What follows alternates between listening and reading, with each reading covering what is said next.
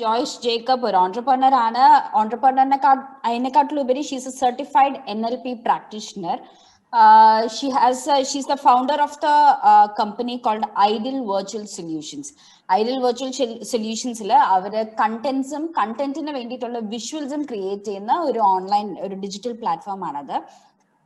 ജോയ്സിന് അതിലുപരി she has experience in business, sales and productivity training. She's an amazing trainer. We are your children, and over to you. എങ്ങനെയാണ് നമ്മളൊരു virtual business നമുക്ക് എങ്ങനെ start ചെയ്യാൻ പറ്റും? ഇപ്പം അതുപോലെ തന്നെ ഇപ്പൊ പലരും ബിസിനസ് റൺ ചെയ്യുന്നുണ്ടാവും, പക്ഷെ അത് വെർച്വലി മാറ്റാതെ സ്റ്റിൽ സ്റ്റിക്ക് ഓൺ ചെയ്തുകൊണ്ട് പോകുന്ന ആൾക്കാരുണ്ടാവും. പക്ഷെ നമുക്ക് ഏതൊക്കെ രീതിയിൽ മാറ്റാൻ പറ്റും? ചില ബിസിനസ്സുകൾ നമുക്ക് മാറ്റാൻ പറ്റില്ല, പക്ഷെ പല കാര്യങ്ങളും നമുക്ക് മുന്നോട്ട് കൊണ്ടുവരാൻ പറ്റും. കാര്യം നമുക്ക് ഇതുപോലെ വെബ്സൈറ്റ് നമുക്ക് ഡെവലപ്പ് ചെയ്യാം, അതുപോലെ ആപ്സ് നമുക്ക് കൊണ്ടുവരാം. അങ്ങനെ എന്തൊക്കെ രീതിയിൽ നിങ്ങൾക്ക് ഇത് വെർച്വൽ ആയിട്ട് മാറ്റാൻ പറ്റും എന്നുള്ള കാര്യമാണ് നമ്മൾ ഡിസ്കസ് ചെയ്യുന്നത്. അതുപോലെ തന്നെ ഇപ്പൊ സംസാരിച്ചപ്പോൾ എനിക്ക് ഫീൽ ചെയ്തൊരു കാര്യം വെച്ച് കഴിഞ്ഞാൽ, നമ്മൾ ഈ ആമയെ മുയലിന്റെ സ്റ്റോറിയിലെ പോലെ ഒരു കാര്യമുണ്ട്. എന്ന് വെച്ച് കഴിഞ്ഞാൽ മുയല് ചിന്തിച്ചെന്ന് വെച്ച് കഴിഞ്ഞാൽ ആമ ഒരിക്കലും നമ്മളെ തോപ്പിക്കില്ല എന്നൊരു ചിന്തയുണ്ട്. അപ്പം അതുകൊണ്ട് നമ്മുടെ ഈ ഒരു ഫ്യൂച്ചർ ബിസിനസ് എന്ന് പറയുന്നത് എപ്പോഴും നമുക്ക് അങ്ങനെ ഒരു കണ്ണുണ്ടായിരിക്കണം. നമുക്ക് നമ്മളെക്കാൾ നമ്മൾ വിചാരിക്കാത്ത ആൾക്കാർ ചിലപ്പോൾ മുന്നോട്ട് വന്നെന്നിരിക്കും, പക്ഷെ നമ്മുടെ ബിസിനസ് എത്രത്തോളം സസ്റ്റൈനബിൾ ബിസിനസ് ആക്കാൻ പറ്റും, അതുപോലെ തന്നെ എത്രത്തോളം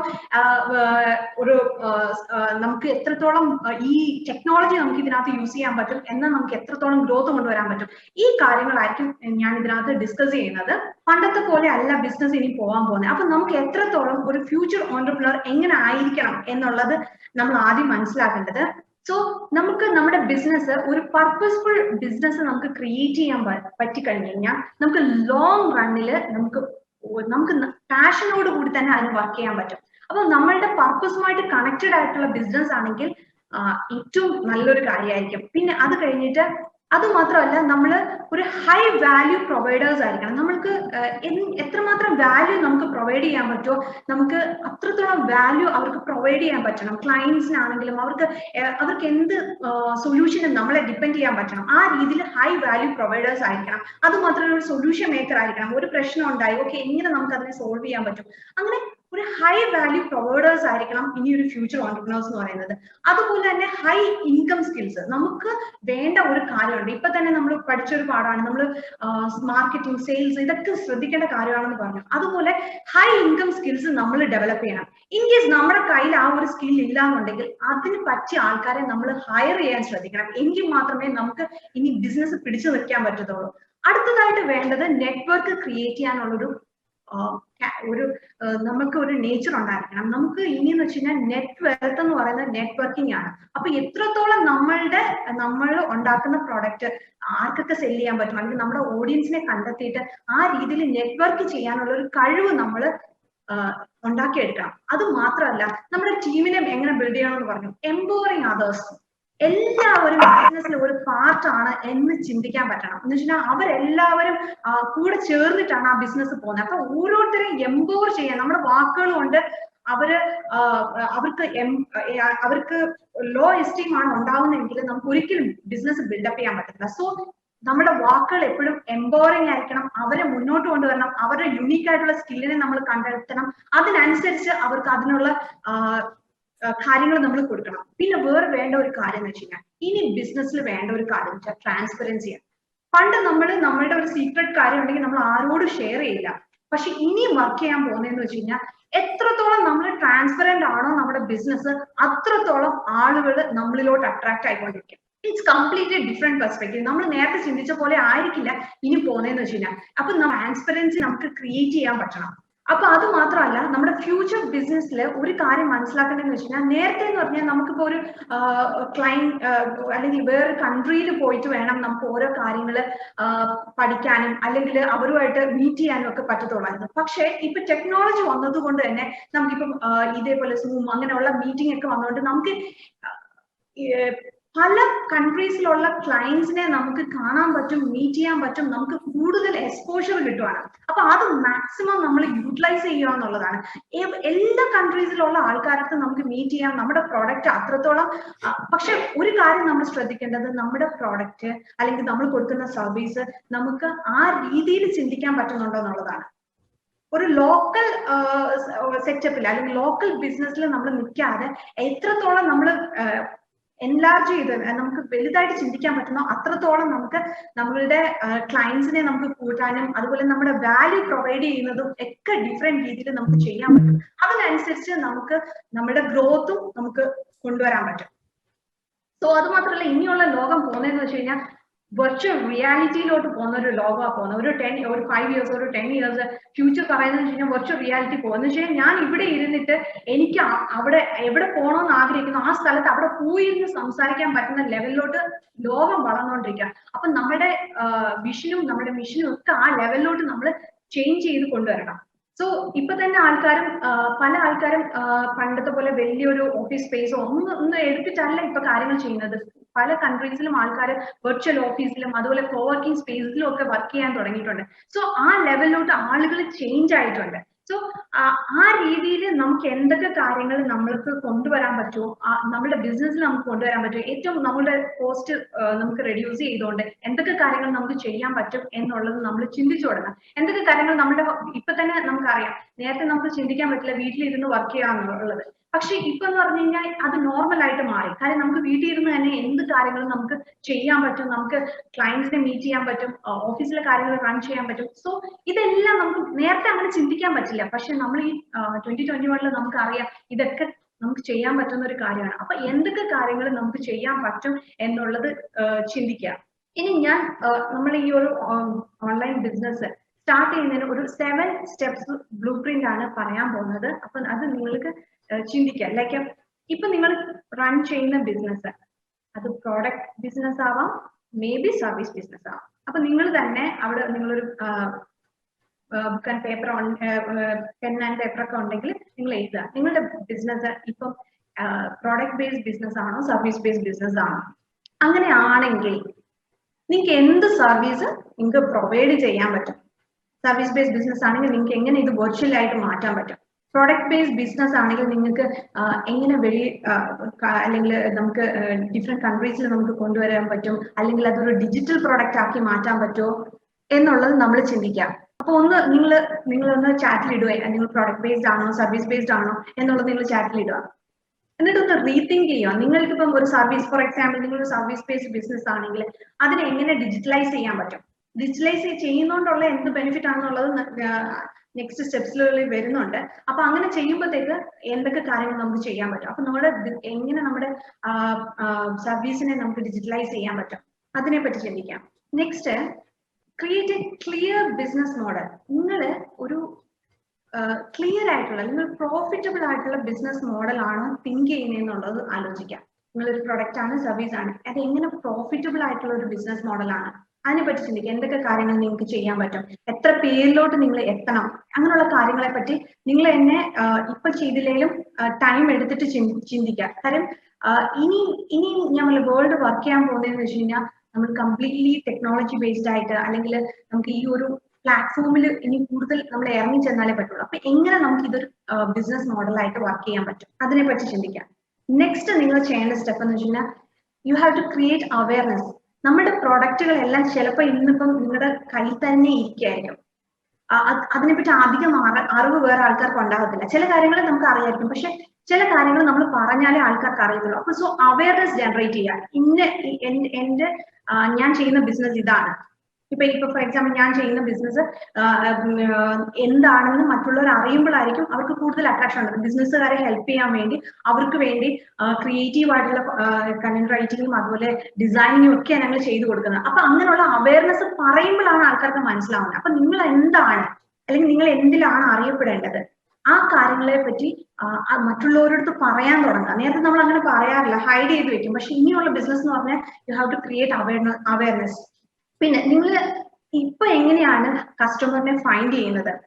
നമ്മൾ മറ്റുള്ളവർ അങ്ങോട്ടും ഇങ്ങോട്ടും പറഞ്ഞറിഞ്ഞ് ചിലപ്പോൾ നമ്മുടെ ബിസിനസ് നടക്കുന്നുണ്ടാവും. ഇനി എന്ന് പറയുന്നത് ആ ഒരു കാര്യം ഒരുപാട് കാലത്ത് നമുക്ക് മുന്നോട്ട് കൊണ്ടുപോകാൻ പറ്റത്തില്ല. അപ്പൊ എങ്ങനെ നമുക്ക് ഈ ഒരു കാര്യം ചെയ്യാൻ പറ്റും? അപ്പൊ എങ്ങനെ നമുക്ക് വാല്യൂ പ്രൊവൈഡ് ചെയ്യാൻ പറ്റും? വാല്യൂ പ്രൊവൈഡ് ചെയ്യുമ്പോഴാണ് ആൾക്കാർ കൂടുതൽ നമ്മുടെ പ്രൊഡക്റ്റ് വാങ്ങിക്കാനും സർവീസസ് മേടിക്കാനും ഉള്ള ചാൻസസ് കൂടുന്നത്. So you have to create awareness. 4th step എന്ന് പറയുന്നത് നിങ്ങൾ ബ്രാൻഡ് ബിൽഡ് ചെയ്യാം.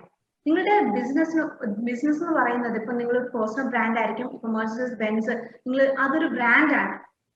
അപ്പൊ നിങ്ങൾ ഏത് രീതിയിലാണ് നിങ്ങളുടെ ബ്രാൻഡ് എന്നുള്ളത് നിങ്ങൾ ചിന്തിക്കുക, ബ്രാൻഡ് ആവാൻ ശ്രമിക്കുക. ഇനിയെന്ന് വെച്ച് കഴിഞ്ഞാൽ ഒരു ബ്രാൻഡിന് കിട്ടുന്ന ഒരു വാല്യൂ ഉണ്ട്. ആ വാല്യൂ നമ്മൾ ഡെവലപ്പ് ചെയ്യാൻ നോക്കുക.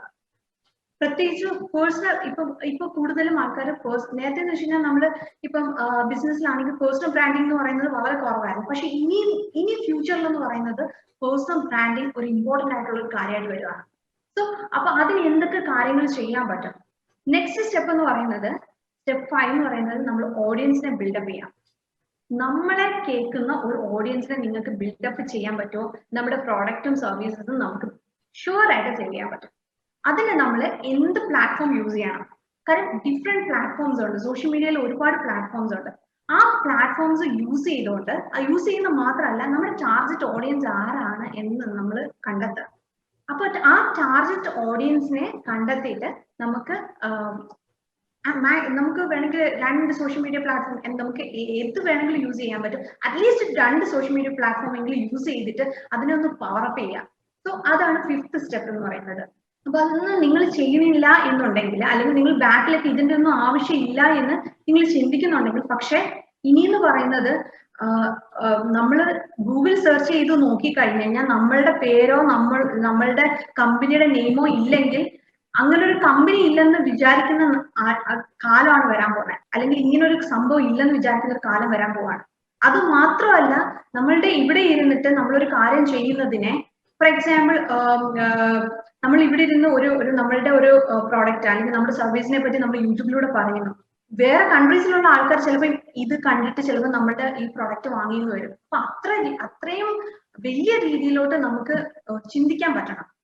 സ്റ്റെപ്പ് 6 എന്ന് പറയുന്നത് നമ്മൾ മാർക്കറ്റിംഗ്.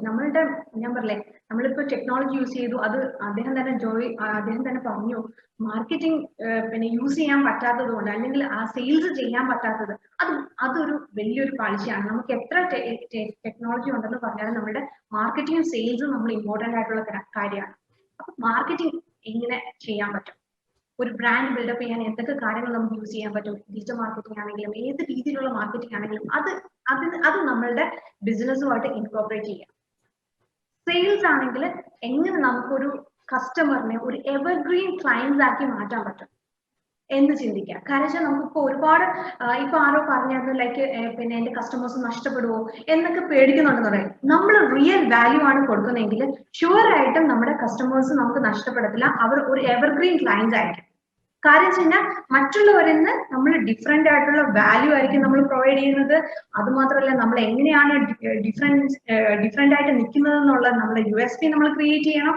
അങ്ങനെയാണെങ്കിൽ ആ ഒരു ജെന്യൂൻ ആയിട്ട്, അല്ലെങ്കിൽ ആ ഒരു ട്രാൻസ്പെറൻസി നമ്മൾ ഉണ്ടാക്കി എടുക്കുന്നുണ്ടെങ്കിൽ ഷുവർ ആയിട്ടും ആ ഒരു കസ്റ്റമർ നമ്മളെ വിട്ടു പോകത്തില്ല. അവർ നമ്മളുടെ ഒരു എവർഗ്രീൻ ക്ലയൻസ് ആയിരിക്കും. അപ്പൊ അങ്ങനത്തെ ഒരു ഫിയർ നമ്മൾ ചിന്തിക്കേണ്ട കാര്യമില്ല. അതുപോലെ തന്നെ നമ്മളുടെ ടെക്നോളജി നമുക്ക് യൂസ് ചെയ്യാം. ഫോർ എക്സാമ്പിൾ, നമുക്ക് ഇപ്പം എന്ന് പറഞ്ഞാൽ പല ആൾക്കാരും പ്രൊഡക്റ്റ് ബേസ്ഡ് ബിസിനസ് ആണെങ്കിൽ നമുക്ക് എങ്ങനെ, ഇപ്പൊ ഫോർ എക്സാമ്പിൾ നമുക്കൊരു ആപ്പ് ബിൽഡപ്പ് ചെയ്യാനോ അങ്ങനൊന്നും പറ്റാത്ത സാഹചര്യമാണെങ്കിൽ നമ്മുടെ പ്രൊഡക്റ്റ് നമുക്ക് ആമസോൺ വഴിയോ ഫ്ലിപ്കാർട്ട് വഴിയോ സെല് ചെയ്യാൻ പറ്റുമോ എന്നുള്ളത് ചിന്തിക്കാം. ഒരു പ്രോഡക്റ്റ് ആണെങ്കിൽ നിങ്ങൾക്ക് എങ്ങനെ ചെയ്യാൻ പറ്റും? ഫോർ എക്സാമ്പിൾ, ഇപ്പൊ ഒരു സൊമാറ്റോ എടുക്കുകയാണെന്നുണ്ടെങ്കിൽ, ഇപ്പൊ ഫോർ എക്സാമ്പിൾ നേരത്തെ ആണെങ്കിൽ ഒരു ലോക്കൽ ബിസിനസ് നമ്മൾ ചെയ്യുന്ന സമയത്ത് അവിടെ വരുന്ന ആൾക്കാർക്ക് മാത്രമേ ഇപ്പൊ ഫുഡ് കഴിക്കാൻ പറ്റത്തുള്ളൂ, റൈറ്റ്? നേരത്തെ ആണെങ്കിൽ അങ്ങനെ മാത്രമേ ഉള്ളായിരുന്നു. പക്ഷെ ഇപ്പോഴോ ആ സൊമാറ്റോ ആയിട്ട് കണക്ട് ചെയ്തേക്കുന്ന ബിസിനസ് അവർക്ക് എവിടെ ഇരുന്ന് വേണമെങ്കിലും എത്ര കിലോമീറ്റർ ആണെങ്കിലും ആ കിലോമീറ്റേഴ്സിനകത്ത് അവർക്ക് ഫുഡ് പ്രൊവൈഡ് ചെയ്യാൻ പറ്റും. അത് മാത്രമല്ല, ചിലപ്പോൾ ഒരു പ്രൊഡക്റ്റ് മേടിക്കുന്നതിന്റെ അടുത്ത് ചിലപ്പോൾ അവരൊരു സ്ട്രാറ്റജി യൂസ് ചെയ്യുന്നുണ്ടാവും. ചിലപ്പോൾ 200 റുപ്പീസിന് മേടിക്കാൻ ഒരു സാധനം ആണെങ്കിൽ നമുക്ക് ചിലപ്പോൾ 100 റുപ്പീസിന് സാധനം മതിയായിരിക്കും. പക്ഷെ അവരൊരു സ്പെഷ്യൽ ഓഫർ തരുന്നു, 500 മേടിക്കാം, അല്ലെങ്കിൽ 999 മേടിക്കാൻ ഒരു ഓഫർ തരുവാണെങ്കിൽ നമുക്ക് ആവശ്യമില്ലെങ്കിൽ നമ്മളത് മേടിക്കുകയാണ്. കാര്യം എന്റെ ഫാമിലിക്ക് അത് നല്ലൊരു കാര്യമായിരിക്കുമല്ലോ, ട്രീറ്റ് കൊടുക്കാറില്ല എന്ന് വിചാരിച്ചിട്ട് നമ്മുടെ തിങ്കിങ് പ്രോസസ് മാറുവാണ്. പക്ഷെ ഇപ്പോഴും നമ്മൾ ചിന്തിക്കുകയാണ് നമുക്ക് പഴയ ബിസിനസ് മതി, ഇനി ഈ കൊറോണ എല്ലാം മാറിയിട്ട് അല്ലെങ്കിൽ പാൻഡമിക് സിറ്റുവേഷൻ ഒക്കെ മാറിയിട്ട് തിരിച്ച് ബിസിനസ് ആവുന്ന സമയത്ത് മതി എന്ന് ചിന്തിക്കാൻ തുടങ്ങി കഴിഞ്ഞാൽ നമ്മള് മാർക്കറ്റിംഗ് ഔട്ട് ആയി കഴിഞ്ഞു.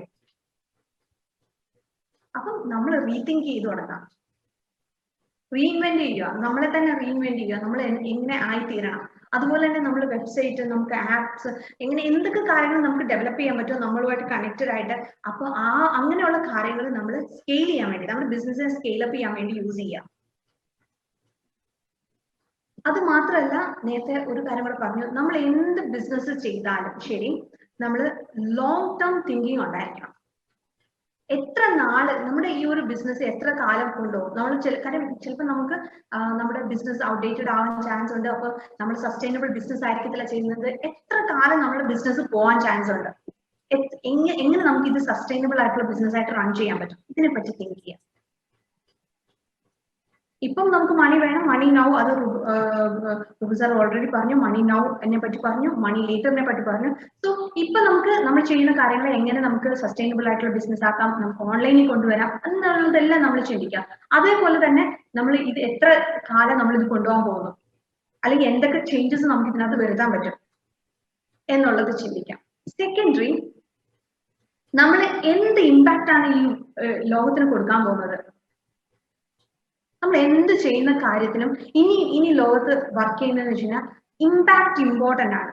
എന്ത് ഇമ്പാക്റ്റ് ആണ് നമ്മൾ കൊടുക്കാൻ പോകുന്നത്, നമ്മൾക്ക് എങ്ങനെയാണ് എന്നൊക്കെ ഉള്ള സിറ്റുവേഷൻസ് വന്നാലും നമ്മൾ എന്ത് ഇമ്പാക്റ്റ് ആണ് ഈ ലോകത്തിന് നമ്മൾ കൊടുക്കാൻ പോകുന്നത് എന്നുള്ളത് ചിന്തിക്കുക. എന്ത് ചേഞ്ചസ് ആണ് മറ്റുള്ളവരുടെ ലൈഫിൽ നമ്മൾ വരുത്താൻ പോകുന്നത്, എത്ര ആൾക്കാരുടെ ലൈഫാണ് നമ്മൾ ഹെൽപ്പ് ചെയ്യാൻ പോകുന്നത് അല്ലെങ്കിൽ ഇമ്പാക്ട് ചെയ്യാൻ പോകുന്നത്.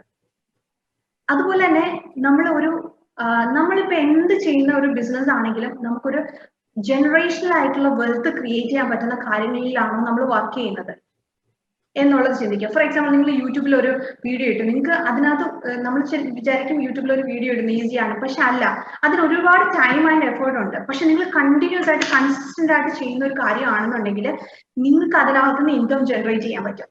അതുവഴി നിങ്ങൾക്ക് ബ്രാൻഡ് ബിൽഡ് ചെയ്യാൻ പറ്റും. അങ്ങനെ പല കാര്യങ്ങളും ഉണ്ട്. അത് മാത്രമല്ല, ഇത് യൂട്യൂബ് ഉള്ള കാലത്തോളം നിങ്ങൾക്ക് അതിനകത്ത് നിന്ന് ഇൻകം ജനറേറ്റ് ചെയ്യാൻ പറ്റും. നിങ്ങൾ സസ്റ്റൈനബിൾ ആയിട്ടാണ്, നിങ്ങൾ ലോങ് റണ്ണിൽ ചെയ്യുവാണെന്നുണ്ടെങ്കിൽ നിങ്ങൾക്ക് അതിനകത്ത് ഇൻകം ജനറേറ്റ് ചെയ്യാൻ പറ്റും. That's A difference. അങ്ങനത്തെ കാര്യങ്ങളാണോ നിങ്ങൾ ചെയ്യുന്നത് എന്നുള്ളത് ആലോചിക്കാം.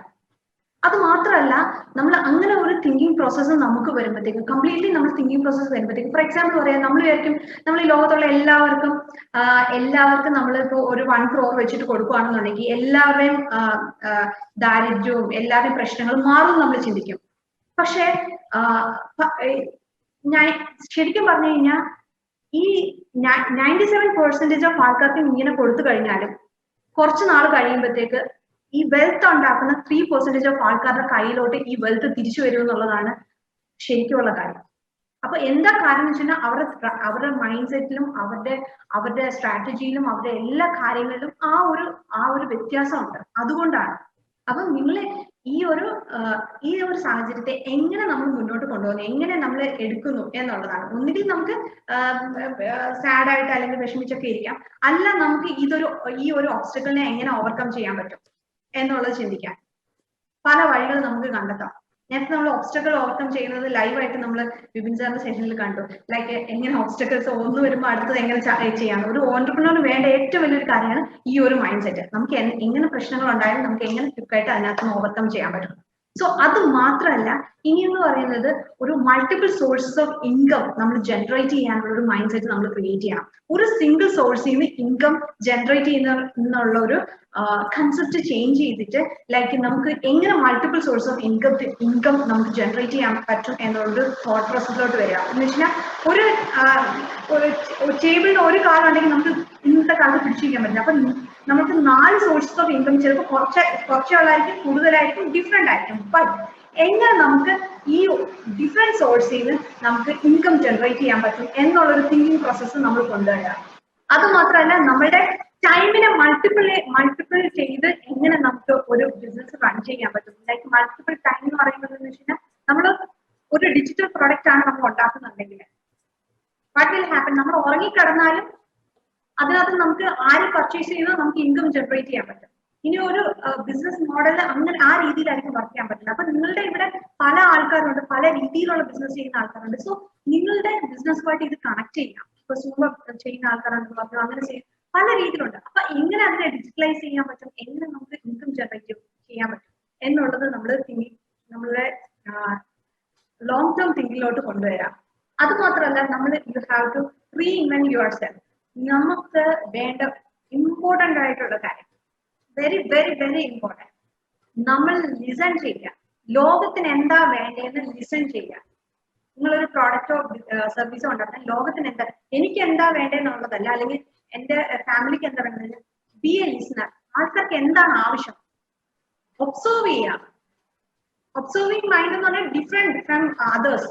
ഒബ്സർവ് ചെയ്ത് ലിസൺ ചെയ്ത് നമ്മള് സ്ട്രെസ് ക്രിയേറ്റ് ചെയ്യാനല്ല, കംപ്ലീറ്റ്ലി അതെടുത്ത് മാറ്റിയിട്ട് അവിടെ എന്ത് സൊല്യൂഷൻ കണ്ടെത്താൻ പറ്റുന്നു, അവിടുത്തെ ആൾക്കാരുടെ പ്രോബ്ലം എന്താണ്, അതിനുവേണ്ടി ലിസൺ ചെയ്യാം, അതിനുവേണ്ടി ഒബ്സർവ് ചെയ്യാം. അത് ഔട്ടർ സർക്കിളിൽ നമ്മൾ ചെയ്യാം. ഇന്നർ സർക്കിളിൽ നമ്മളെ തന്നെ ലിസൺ ചെയ്യാം. എങ്ങനെയാണ് എന്റെ ക്ലയൻസിന് വാല്യൂ പ്രൊവൈഡ് ചെയ്യാൻ പറ്റുന്നത്, എങ്ങനെയാണ് അവരെ മനസ്സിലാക്കേണ്ടത്, അവരെ ഓരോരുത്തരുടെയും നീഡ് എന്താണ് എന്ന് ഐഡന്റിഫൈ ചെയ്യാം. സോ അങ്ങനെയാണെങ്കിൽ സസ്റ്റൈനബിൾ ആയിട്ടുള്ള ഒരു ബിസിനസ് മോഡൽ അല്ലെങ്കിൽ ഒരു ഓൺലൈൻ ബിസിനസ് നിങ്ങൾക്ക് ക്രിയേറ്റ് ചെയ്തെടുക്കാൻ പറ്റും. സോ ഒരു ഷോർട്ട് ആയിട്ട് വളരെ 7 സ്റ്റെപ്സിലാണ് ഈ ഒരു കാര്യം പറഞ്ഞേക്കുന്നത്. സോ നിങ്ങൾ ഒന്ന് റീതിങ്ക് ചെയ്യുക, റീഇൻവെന്റ് ചെയ്യുക. നിങ്ങളുടെ ഒരു ഓൺലൈൻ ബിസിനസ് എങ്ങനെ നമുക്ക് ബിൽഡപ്പ് ചെയ്യാൻ പറ്റും എന്നുള്ളത് ചിന്തിക്കുക. ഓൾഡ് സ്റ്റൈൽ ഓഫ് മോഡലിൽ നിന്ന് കംപ്ലീറ്റ്ലി മാറി ടെക്നോളജി യൂസ് ചെയ്യുക. ടെക്നോളജി യൂസ് ചെയ്യുന്നതിന് ഒപ്പം തന്നെ മാർക്കറ്റിംഗ്, സെയിൽസ്, ബാക്കിയുള്ള എല്ലാ കാര്യങ്ങളും ഇതിനോടൊപ്പം തന്നെ ഒരു ടീമിനെ ബിൽഡ് ചെയ്യുക. എന്നാൽ മാത്രമേ നമുക്ക് സസ്റ്റൈനബിൾ ആയിട്ടുള്ള ഒരു ബിസിനസ് നമുക്ക് കൊണ്ടുപോകാൻ പറ്റും.